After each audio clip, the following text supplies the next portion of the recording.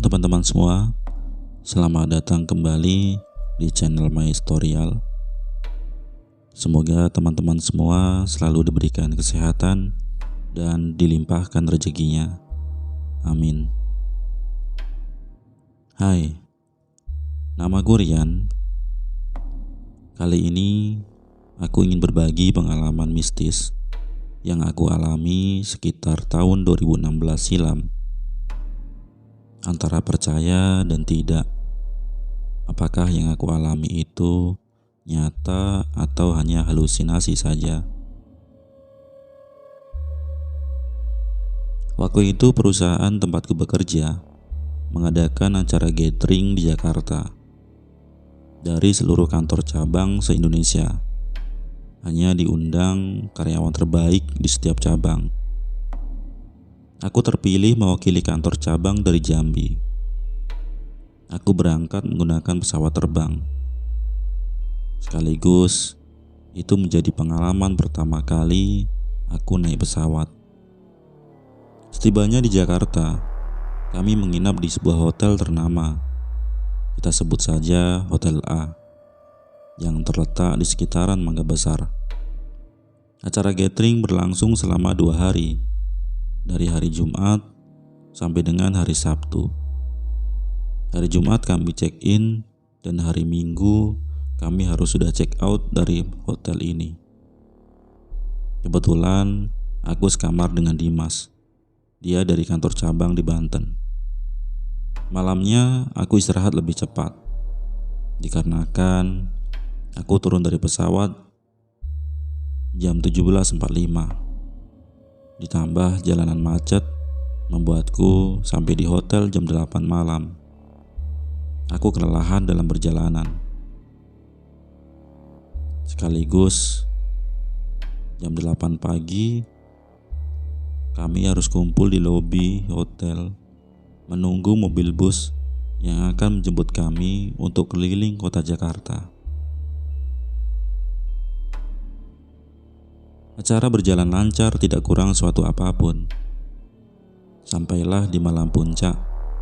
Setelah makan malam bersama, acara dilanjutkan dengan pemberian penghargaan terhadap karyawan terbaik. Aku dan Dimas mengikuti acara dengan penuh hikmat, berharap kami yang mendapatkannya. Ternyata salah satu karyawan dari cabang di Kalimantan. Acara puncak berakhir sekitar pukul 11 malam. Kami pun membubarkan diri, aku dan Dimas menuju ke kamar. Sedangkan beberapa teman yang lain dengan kegiatannya masing-masing. Ketika berada di dalam kamar, Dimas ke toilet mau buang air kecil. Tiba-tiba Dimas berteriak dari kamar mandi, "Yan, coba lihat sini." Aku menuju ke kamar mandi yang tidak dikunci. Dimas menunjuk ke wastafel. Ada beberapa helai rambut, dan di dekat lubang pembuangan juga ada gulungan rambut yang lumayan banyak. Aku coba berpikiran positif. Mungkin saja itu rambut housekeepingnya yang sedang bersih tadi. Aku mengalihkan topik pembicaraan. Akhirnya kami lanjut cerita menjelang mata mengantuk.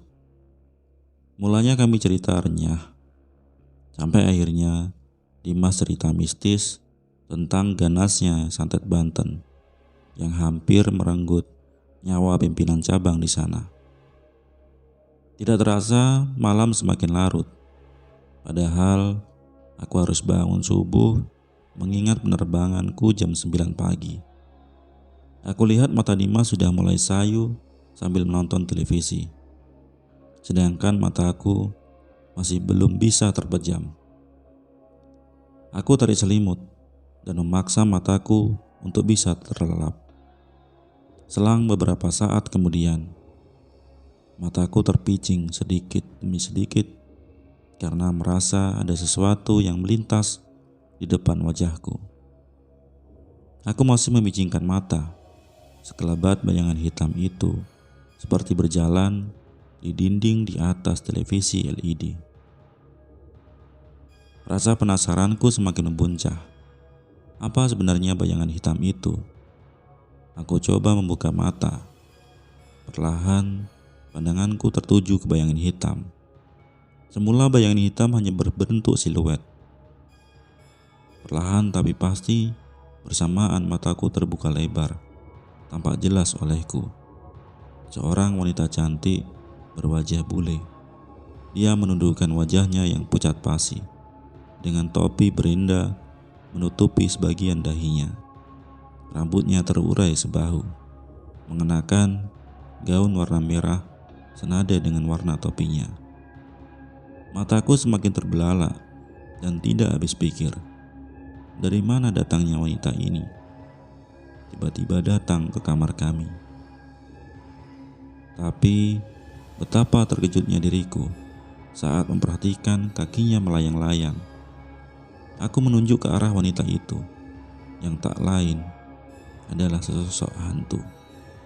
Aku coba berteriak, tapi suaraku tertahan di tenggorokan. Dan hantu itu melayang-layang ke sana kemari. Hingga akhirnya, samar-samar di telingaku terdengar lantunan ayat suci Al-Quran yang semakin lama semakin jelas di telingaku. "Rian, bangun Yan, sadar." Berulang kali namaku disebut oleh Dimas. Nafasku aku hembuskan lepas. Yang semula tersengal-sengal sudah cukup lega. Mataku kini benar-benar terbuka lebar. Bersamaan menghilangnya hantu itu. Akhirnya Dimas mengajakku turun ke lobi, meminta resepsionis untuk pindah kamar. Tapi sayang, kamar lainnya sudah penuh semua. Sampai subuh kami duduk di kafetaria, tidak berani untuk kembali ke kamar. Pukul 6 pagi, kami check out dari hotel. Dimas pergi ke stasiun kota dan menuju ke stasiun Serang. Aku memesan taksi yang kebetulan sedang mangkal di sana. Saat aku masuk dalam mobil, senyum ramah driver taksi menyambutku. "Gimana istirahatnya Mas?" "Nyenyak." Aku kaget dengan pertanyaan driver itu, dan aku menceritakan apa yang aku alami tadi malam. Sebelum aku selesai bercerita, sesosok hantu yang aku lihat. Driver tersebut menyela omonganku. "Mas lihat wanita baju merah ya?" Jantungku mendadak berhenti seketika. Dari mana driver ini tahu sosok hantu yang menampakkan wujudnya itu? Aku menanyakan hal itu. Bapak itu menceritakan kalau sudah sering para tamu yang melihatnya, dan beberapa driver juga sering diganggu. Mereka menyebutnya hantu noni Belanda. Aku hanya bergidik ngeri dan menjadi pengalaman mistis yang tak pernah terlupakan.